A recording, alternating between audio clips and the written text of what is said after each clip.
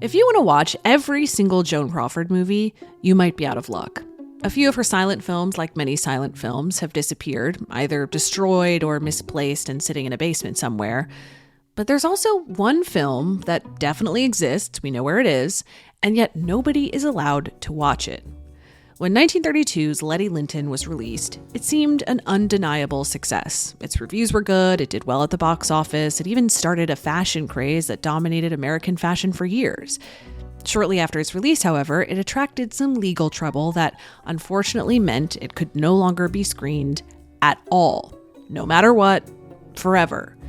So for the past 90 years, it's sat on a shelf, locked away in the Warner Brothers archive, unable to be seen by anyone. It never aired on television, it was never revived in repertory theaters, scholars couldn't even view it for research purposes. The longer it sat unwatched, the more it gained a mythological quality. For historians and cinephiles around the world, Letty Linton became a kind of white whale, a box they could never check. These beautiful promotional images tease a glamorous melodrama that demanded to be seen, and yet never would be. At least, until now. Welcome to the screening of Letty Linton. I know that very often our hosts will ask the audience, okay, who's seen the film in here, who hasn't, spoilers. And this is probably the only time we know no one here has seen this. That's right. This year at the 2026 TCM Film Festival, a new restoration of Letty Linton premiered, marking the end of its 90-year sentence in jail. The announcement shook the classic film world. After all this time, it was a shock and relief to finally see this film find its way back to the big screen. So if this film was so notoriously inaccessible, how did this happen? Well, in this video, I'll explain it all. The play that started this whole ordeal, the plagiarism case that ultimately sentenced Letty Linton to obscurity, the long fight to restore it, and what we can still learn from this 90-year-old film today. Before we get started, I want to thank the sponsor of this video. When I left my full-time job a few years ago to become a full-time YouTuber, I had to make a lot of changes in my life. Probably the scariest one was having to purchase health insurance for myself. I definitely couldn't afford to buy the same insurance I'd had at my 9-to-5, which meant I had to switch and then find all new doctors, not only with availability, but also ideally who were geographically close to me. Theoretically, you should be able to do that on an insurance provider's website. But let me tell you, the sites for budget-friendly plans don't always have the infrastructure to make that an easy process, and it's extremely frustrating. Instead, I found all of my doctors on ZocDoc, who is kindly sponsoring this video. I've used ZocDoc for years because it's genuinely so easy. All you do is plug in the insurance you have and what you're looking for, and they'll give you a list of local, in-network doctors to search and compare.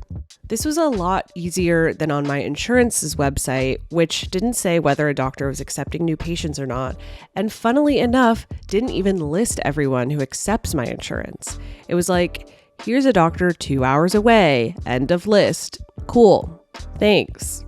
There's a better way to do this. ZocDoc has more than 150,000 providers within 200 plus specialties across all 50 states to choose from. Once you find one that you like, you can search through their openings and instantly book a visit, sometimes even within 24 to 72 hours.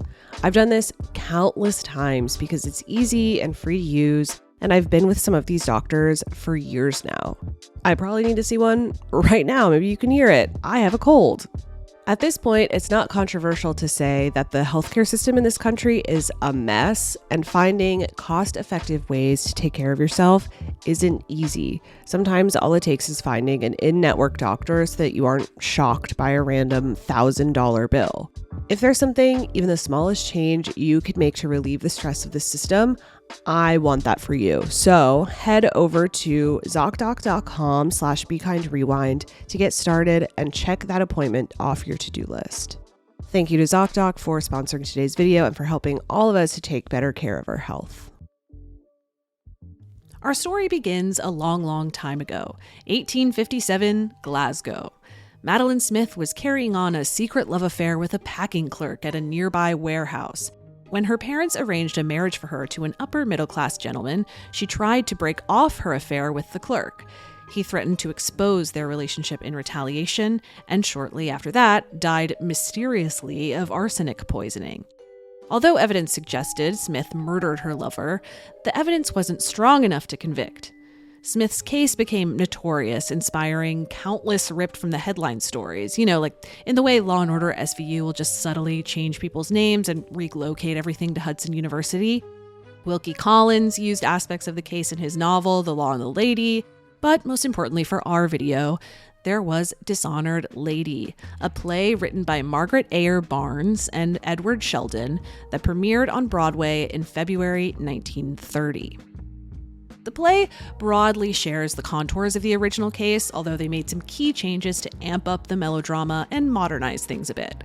Simplest version: Madeleine Carey is a sophisticated girl from New York City who's having an affair with an Argentinian nightclub entertainer named Jose. Despite this, she accepts the marriage proposal of a young Englishman, Lord Farnborough. Right. Jose is furious and threatens to reveal their affair, so Madeleine goes to his apartment to poison him.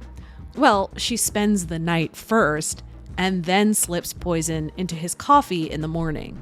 The police find her necklace at the apartment and accuse her of murder. She is tried and acquitted, thanks to a friend saying she'd actually spent the whole night with him. The Englishman still wants to marry her, but she refuses, citing her own rotten nature.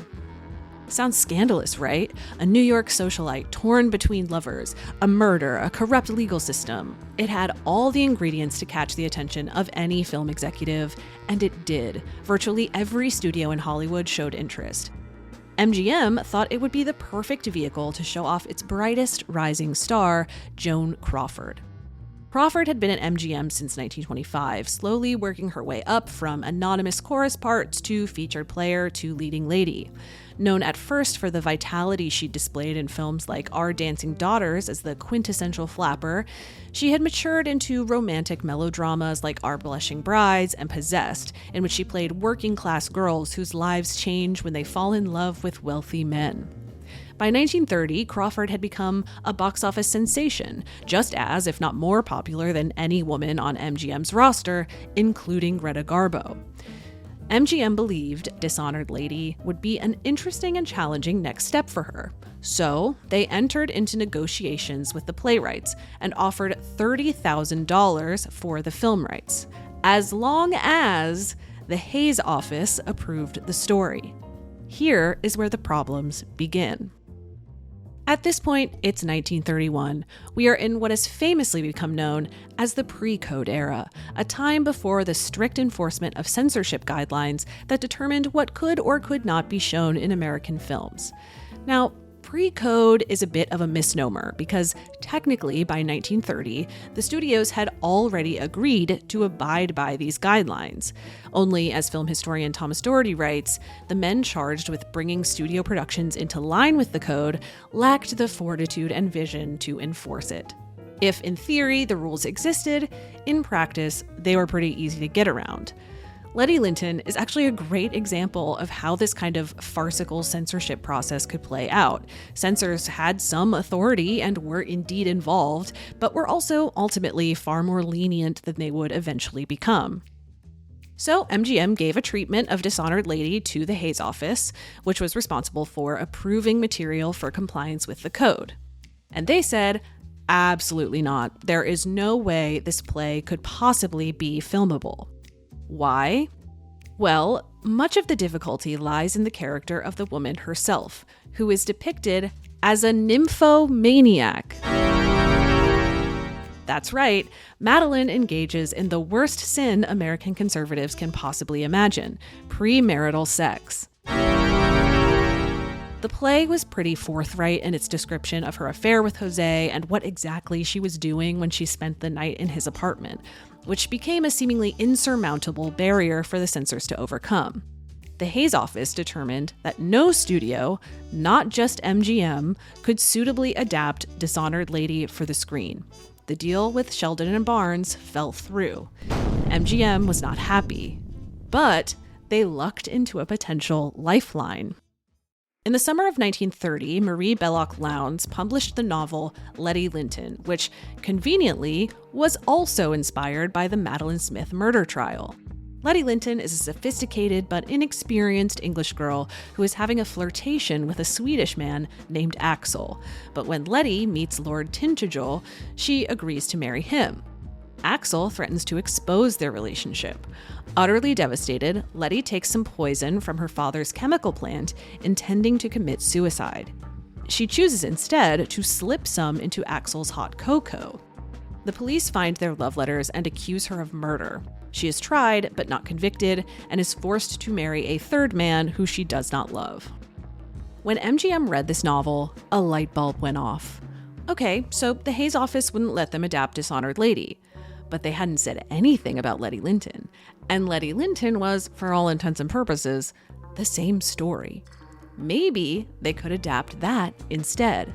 Maybe they'd found a loophole, a way to duck the ban by the Hays office. And it didn't hurt that the movie rights for the book cost a fraction of what the play would cost, $3,500 compared to $30,000.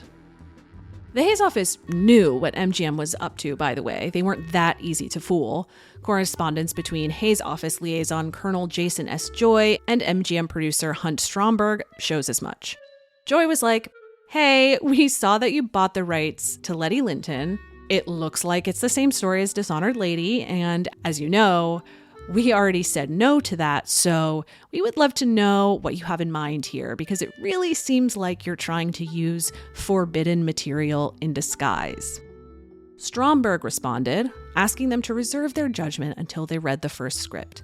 The Hays office agreed, but in the meantime tasked someone in their office with conducting a detailed comparative analysis of the book and the play. He concluded that the basic plots were indeed similar, but that there were important differences. First and foremost among them, Letty wasn't a nymphomaniac like Madeline. She didn't sleep with other men, she simply flirted with them. She was young, inexperienced, susceptible, of the finest stock and rearing, thinking she is in love. And she didn't intend to kill her lover, at first anyway. He concluded, there's nothing strikingly original about a woman poisoning her lover. The objection to the play, I take it, was the sordidness of the whole atmosphere, the deliberateness with which the murder was conceived and executed, the fact that it was done in the morning following a night of illicit relationship with the victim, and the neurotic, nymphomaniacal character of the girl. These objections are not present in Letty Linton as I see it. In other words, sure, the basic structure of the plot is the same, but really, what we cared about in Dishonored Lady was that this woman was a murderous slut. And if she's not a murderous slut in Letty Linton, then great. If the script reflects those differences, then we really don't care. Go for it. The Hays office agreed to be patient and wait for a draft of the screenplay to make a judgment. That February, MGM sent the first script of Letty Linton over to the Hays office. They read it and noted not only that it still resembled Dishonored Lady, but also that it didn't really follow the book either. But they were seemingly satisfied that MGM was heading in the right direction and moved forward anyway, on the condition that MGM make certain changes to keep the story in line with the code. Obviously, number one, Letty cannot be a nymphomaniac, duh. So they requested MGM remove some dialogue and innuendo that suggested she'd had affairs with other men. She should also gesture to stop her ex-lover before he drinks the poison as a way of indicating some inherent goodness in her character. They also requested smaller, more specific changes like not swearing on a Bible and switching the antagonist's ethnicity from Argentinian to Swedish to better match the novel. MGM was like, great. On February 12th, 1932, they submitted rewrites that eliminated the nymphomaniac angle, as well as swearing on the Bible. They also picked a vaguely European name for the antagonist so as not to sound Argentinian, and basically said, no worries about the gesture, there are no stage directions in this, but the director will definitely make sure to do that. I can now confirm that he did not do that. A few days later, Joy expressed his approval of the script. It bears very few likenesses to the play Dishonored Lady, and I think it is within the bounds of the code, he wrote. They're removing all suggestions of nymphomania and are turning the story into another of those girl with a past things, which probably aren't any too good, but which the code doesn't say can't be done if treated properly. The Hays Office approved, and the film went quickly into production. Letty Linton opened in New York City on April 28, 1932, and the response was overwhelmingly positive. It performed well at the box office, and Crawford received some of the best reviews of her career. She was at her best. It was an unqualified triumph. Never before has she shaken you up and worried your emotions and swept you off your critical feet as she does here. She took her place among the most accomplished actresses, second only to Garbo. We are going to circle back to this performance later. And then, of course, there was the dress. MGM's costume designer, Adrian, designed this using starched chiffon organdy in layers of ruffles over the shoulders, a departure from the sleek, drooping constructions he'd previously made for her. Crawford's shoulders were notoriously broad, and rather than try to mask that, he went the other direction and exaggerated the silhouette, something designers would innovate around throughout her entire career. When asked about the design, however, Adrian was a little more diplomatic, telling one magazine, "I put those huge sleeves on Crawford because she was playing an extreme person and it suited the character to have extreme clothes. They happened to click with the entire world." And click they did. Now, fully laying my cards on the table here, I don't even think this is the best costume in the film. I'm a big fan of this fur number. But this dress was huge in 1932. As the legend goes, although I haven't seen the receipts to confirm this, Macy's sold 50,000 copies of it in New York City alone. But regardless of the real number, it remains true that the dress completely changed American fashion. Take a look at the filmography of virtually any female star of the early 1930s, and more than likely she will have worn a Letty Linton-esque dress at one point or another. Its popularity added to the then ongoing debate as to whether Hollywood had snatched the title of fashion capital of the world from Paris, with designers increasingly looking toward Los Angeles for inspiration, from Garbo's Eugenie hat to Dietrich's feathers, and now Crawford's puffed sleeves. Aside from its fashion, the film astonished audiences for another reason: its ending, which Los Angeles Times critic Philip Scheuer called one of the strangest finales in the history of the movie's moralistic code. It turns out that in the rush to cleanse Letty of any alleged nymphomania, the Hays Office had completely overlooked the film's treatment of the murder. Although she doesn't intend to murder anyone, she doesn't exactly regret it when she does, nor is she punished for it beyond the humiliation of testifying in front of loved ones. And critics definitely noticed.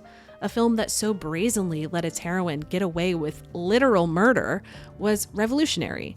This is indeed new in films, the most radical departure from old morals since heroines ceased being virtuous and decided that worldly experience would not rob them of sympathy if they cried a little over their peccadillos and married in the end. This is the kind of lack of fortitude and vision Doherty was talking about when it came to enforcing the code. The Hays Office was so focused on Letty's sexual behavior that they barely bothered to censor her violent behavior, nor did they pay much attention to whether or not MGM was actually adapting the book that they bought the rights for. Remember, their only real note about keeping it accurate to the novel was to change the antagonist's nationality from Argentinian to Swedish, and he still reads South American in the movie. That's where we're going to get in trouble. Letty Linton, to me, isn't really Dishonored Lady, but it isn't really the novel Letty Linton either. It's some weird, blended third thing. Yet even if MGM didn't straight up rip off the play, clearly some traces of Dishonored Lady still existed in its DNA. And guess who noticed? Margaret Ayer Barnes and Edward Sheldon. Remember them? The writers of Dishonored Lady, who were almost paid $30,000 for the rights of the play, but then abruptly weren't because the Hays Office said it was unfilmable? Well, they saw Letty Linton and said to themselves, sure seems like our story was filmable because we're looking at it right now. Although to be fair, they probably saw this coming because, according to Variety, a member of the cast sent Sheldon a copy of the screenplay during production, but he decided not to take legal action until the film hit theaters. He and Barnes even reportedly declined another payout offer too. So Sheldon and Barnes filed a deposition with the District Court of New York, charging that MGM had infringed their copyright of the play Dishonored Lady. MGM responded by filing a brief listing the differences in plots, characters, and emotional results between the play, novel, and film, and argued that any similarities between them were because they were based on the same historical event/set of facts. They used Abraham Lincoln as an example. He'd been the basis for 5 movies and 23 plays by that point. If 2 people wrote a story about John Wilkes Booth killing Abraham Lincoln, they'd naturally share certain facts based on the historical record, which is public domain and can't be copyrighted. The judge agreed and dismissed the case. Barnes and Sheldon appealed to the Second Circuit Court. This time, and get ready for this name, Judge Learned Hand ruled in their favor. After painstakingly reviewing the differences and similarities between the play and the movie, Hand said that Barnes and Sheldon introduced certain original elements in their story that differentiated it from both the novel and the actual historical case, such as the location being New York rather than Glasgow. And if MGM copied those details, then they infringed on the writer's copyright. So I could write about the assassination of Abraham Lincoln all I want, but if I framed him as a closeted gay man who will stop at nothing to railroad the cabaret career of his frustrated wife, then I wouldn't be using public domain material, I would be stealing Cola Scola's work. He found that Letty Linton had borrowed many details of characterization, the same mise-en-scène, and considerable and particular parallelisms of incident. In fact, Hand wrote, the anticlimax of the movie was so close to the stage play as to make the very essence of the co-author's exposition the very voice with which they speak. MGM would have to pay damages. According to the copyright law of 1909, Sheldon and Barnes were entitled to all profits of the infringing work, meaning every single dollar Letty Linton earned at the box office. In May 1938, it was announced that they would receive close to $600,000, approximately $14 million, in 2026. MGM managed to bump that number down a little bit, but not very much, so they immediately appealed. At this point, they admitted they infringed the copyright, but they argued that the writers shouldn't be entitled to all of the profits. After all, MGM contributed a lot to Letty Linton that had nothing to do with the original play. How many people saw the film because they were huge fans of Joan Crawford, or because they'd seen Adrian's designs? The writers had originally been willing to accept $30,000 as compensation for their work. Wouldn't that then seem like a more appropriate number, adequately rewarding them for their portion of the work on the larger project? MGM pushed this all the way to the Supreme Court, and in 1939, the court agreed. The profits of Letty Linton were derived partly from the expert and creative operations of MGM, such as the talent and popularity of motion picture stars, which had nothing to do with the infringed material. They determined that Sheldon and Barnes were not entitled to all profits, but only that part of the profits found to be attributed to the use of copyrighted material. Do part of the work, get part of the profits. For what it's worth, this apportionment rule was already how patent infringement law worked, but I don't want to get into too much of a tangent on that because my eyes start to glaze over after too much legalese. Anyway, the court awarded Sheldon and Barnes 1/5 of the profits, which amounted to a little over $150,000. As part of this settlement, a permanent injunction was placed on the film, which prevented MGM from distributing it or exhibiting it in any capacity. That was it for Letty Linton. The end. Now, if you're paying attention to the timeline of this, you probably noticed that this suit took several years to resolve. By the time the gavel came down, Letty Linton had already had a normal, successful run in theaters. Everyone at the time who wanted to see it got to see it. It wasn't dramatically pulled from distribution. The permanent injunction was much more significant in the long term, as generations to come would be 100% denied access to this film on this legal basis. Usually, when this film is discussed, its inaccessibility is explained in these legal terms. A copyright infringement lawsuit against MGM has prevented Letty Linton from screening for 90 years. And while that is technically true, it's worth remembering and emphasizing that the root problem of this case goes much deeper.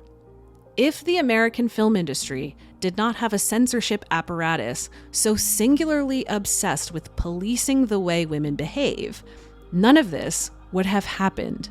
If MGM had just been able to cleanly buy the rights to Dishonored Lady, a play that, by the way, had successfully run on Broadway for months without society collapsing, then they could have just made their movie and called it a day. They wouldn't have had to search for loopholes, there wouldn't have been a sloppy back and forth trying to meet the arbitrary standards of the Hays office, and more than likely, they wouldn't have inadvertently landed themselves in legal trouble. Censorship made this much more complicated than it needed to be. It caused an expensive, unnecessary mess, and cinephiles have had to suffer the repercussions for decades. Letty Linton simply disappeared. Okay, there is a bootleg, but it's not great. Listen, being a classic film fan really trains you to withstand some bad prints. It's not ideal, but most of the time, I'm just grateful if I can track down a film at all. You're telling me somebody took the time to upload The Locked Door to YouTube? Great. At that point, I couldn't care less if the resolution is approximately Pokemon Red for Game Boy. So I think I've built up a pretty good tolerance for low-res stuff, you know? But the Letty Linton bootleg honestly tests that. It's borderline unwatchable. See that boat out there, Miranda? She is just so washed out. You miss all the details in her iconic costumes. It's just not a great experience. But for a long time, that was the only option. You either accept that you're never going to see this film or squint as hard as you can to try to figure out what's going on here. Other versions of the story made it to the screen. In 1947, Hunt Stromberg found a way to adapt the play in a way that the Hays office liked. Although hilariously, that film, starring Hedy Lamarr as Madeline, is probably less like the play than Letty Linton is. Madeline doesn't even commit the murder. A third guy bludgeons the antagonist to death because of some stolen jewels? I don't know. David Lean directed a version starring Anne Todd in 1950 called Madeline. That film returned the story to its Scottish roots, directly following the 1857 trial. Neither film, though, seemed to match the glamour audiences imagined Letty Linton had. And ever since the decision was handed down, people have been dying to bust this film out of jail.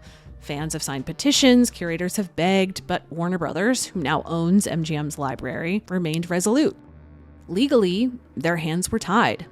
So Letty Linton sat gathering dust on the shelf for 90 years. However, archivists and historians maintained hope that the law may yet come to their aid, because, after all, copyrights expire. I can't believe it. I was actually tearing up over there. All I can say is, Merry Christmas. Because for hardcore film fans, this is Christmas morning, and we are about to unwrap this legendary film that nobody has seen. Over at Warner Brothers, George Feltenstein spent decades with one eye on Letty Linton. As part of the team who started the Warner Archive Collection and a veritable legend of physical media, he knew, more than anyone, exactly what the studio had on its hands and what it would take to bring it back to life. The film's nitrate negatives burned in a fire in 1978, but thankfully MGM had made preservation elements. He had to check them out. My adventure of really trying to liberate this film so that it could be shown, the earliest memo I could find was from 1998. There was studio prints that we were able to view in the old Turner building on Century City. It was Leonard Maltin and myself, and down the number Gordon to the time, who was critical to the fact that you're seeing the movie today, and I don't want him ever to be forgotten. His name was Roger Maher. Roger was the father of film preservation.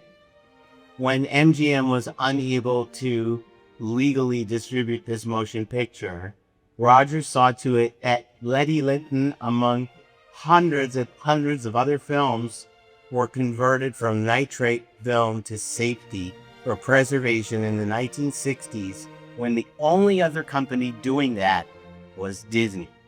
Nobody else had that kind of foresight. Trying to get the film liberated, Leonard Maltin joined Roger and I for that screening. We wanted to make sure it was a great movie. It is. Letty Linton could be restored if the studio wanted to do it. Felsenstein had the keys to the car, so to speak. He just needed permission to start it. He pushed Warner Brothers at various times, but it increasingly became clear that the year 2025 would unlock the whole thing, because that was the year Dishonored Lady's copyright would expire. Casey LaLonde, Joan Crawford's grandson, had been thinking about this film over the past 20 years too, and like a lot of film fans, had this year fixed in his mind as the potential date of Letty Linton's liberation. So last November of 2025, my math in my brain was that the underlying play, Dishonored Lady, which did 150 or so Broadway shows, that public domain was going to occur December 31st, 2025, essentially January 1st to 26. So I spoke to Bruce Goldstein, I spoke to Scott Iman, and they put me in touch with George Felsenstein. And we set a date to meet, and I flew out to Hollywood, and we met on the Warner's studio lot, and we sat for 2 hours in the Starbucks and plotted the return of Letty Linton. And I'm not a lawyer. Hello. Oh God. Literal icon. I know. My legal reasoning was Dishonored Lady becomes public domain December 31st, 2025. Any fruit of the tree, any derivative products of that now public domain piece of work becomes available again. I'm quoting an Argane comedy saying, quote, "I'm way ahead of you, sister." So we were aligned, and I had everybody waiting until our lawyers said we could move forward. He said, "Yep, I'm taking it to the general counsel." And I was biting my fingernails for it was sometime in January, maybe early February. He sent me an email and he said, we're going with it. We're going to TCM. That is the perfect place to premiere the 4K restoration of Letty Linton. From there, everything fell into place, and quickly. Remember, they got the green light in January, February 2026. I recorded this interview May 2nd, 2026. It's been on the shelf for 90 years, taken off the shelf, restored, but George said it was in such pristine condition, it did not need much restoration to get it into the form that we saw on Friday at noon. So it was just astounding to me how quickly the staff worked to get it restored.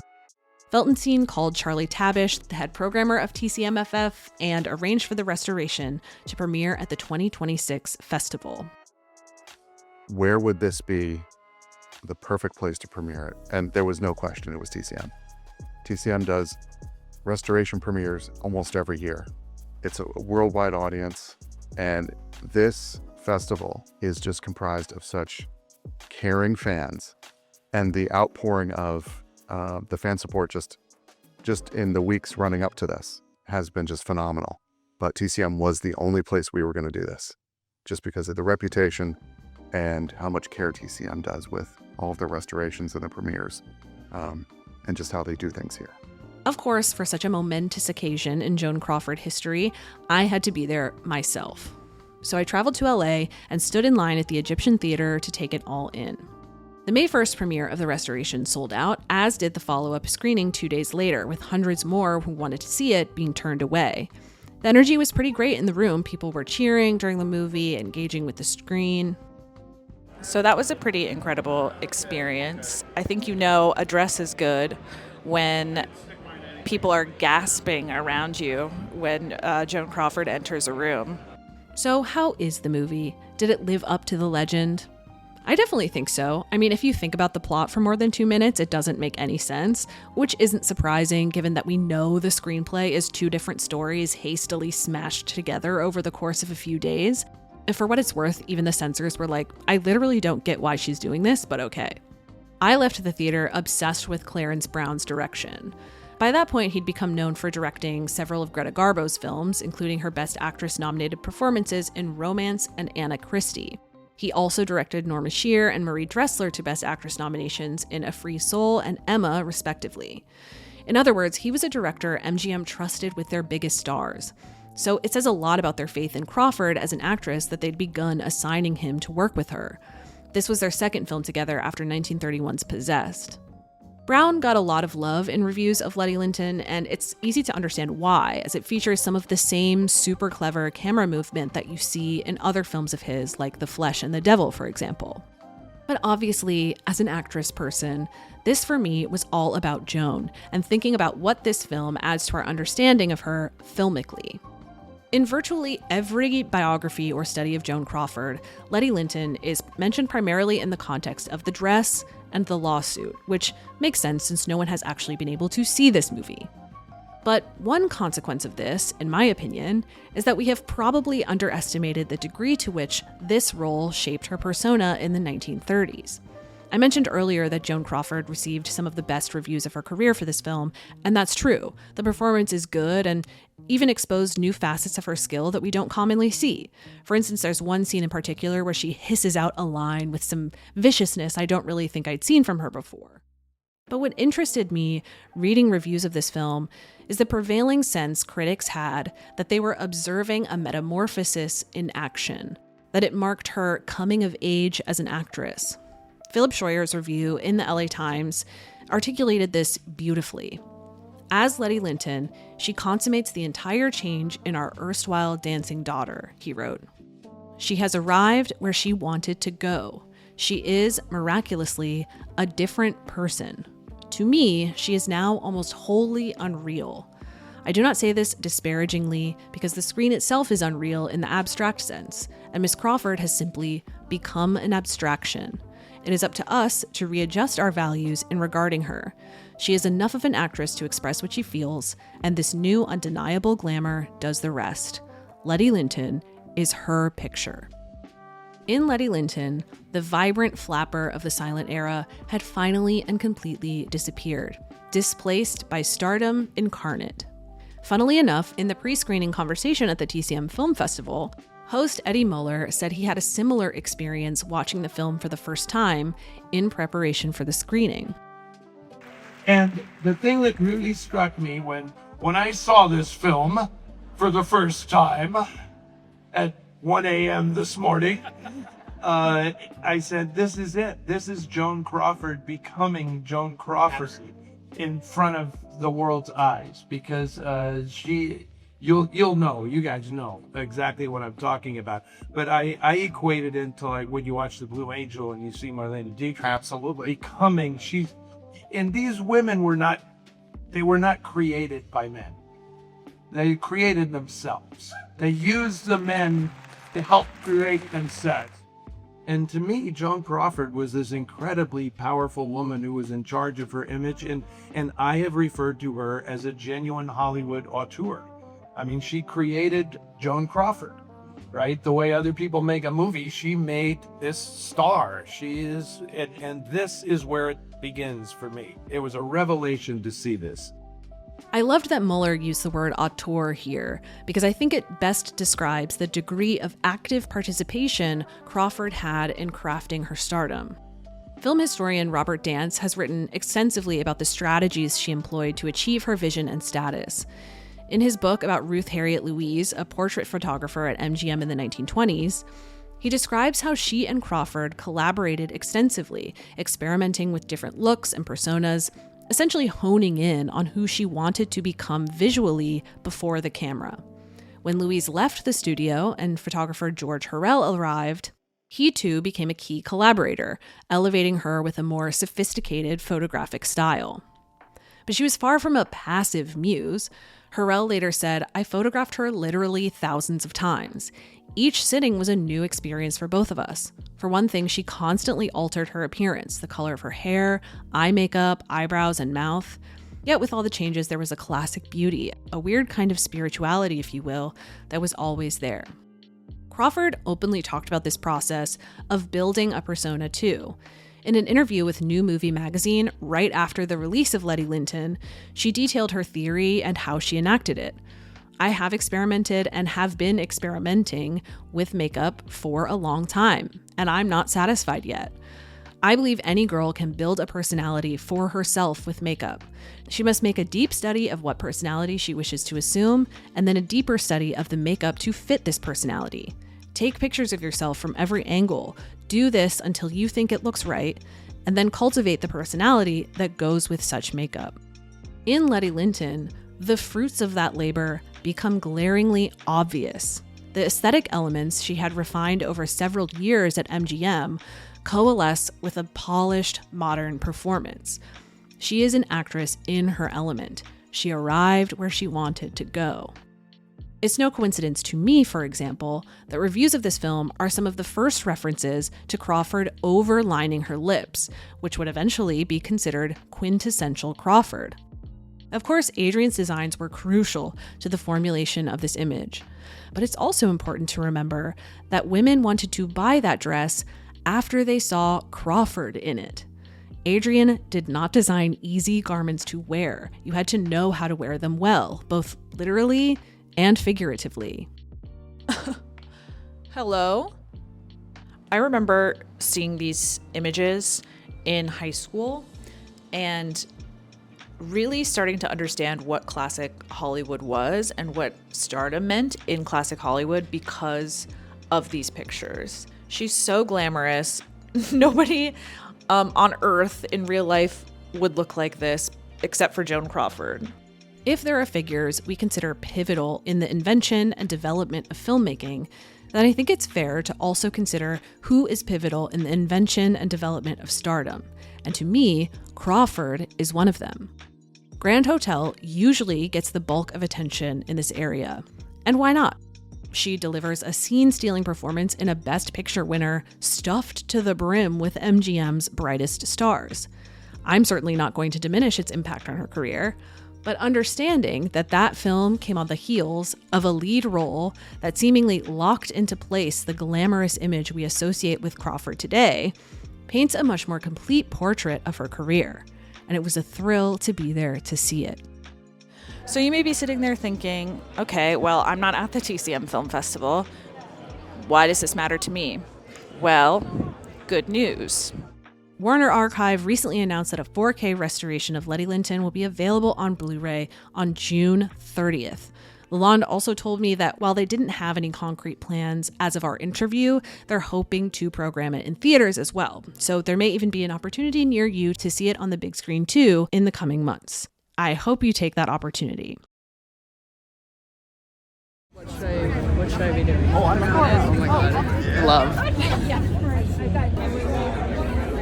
This is video, so Okay, yeah. So Jane Fonda's over there, and I'm being really chill about it. So relaxed. And I think, yeah, we can go. We can Yeah. move now. Okay.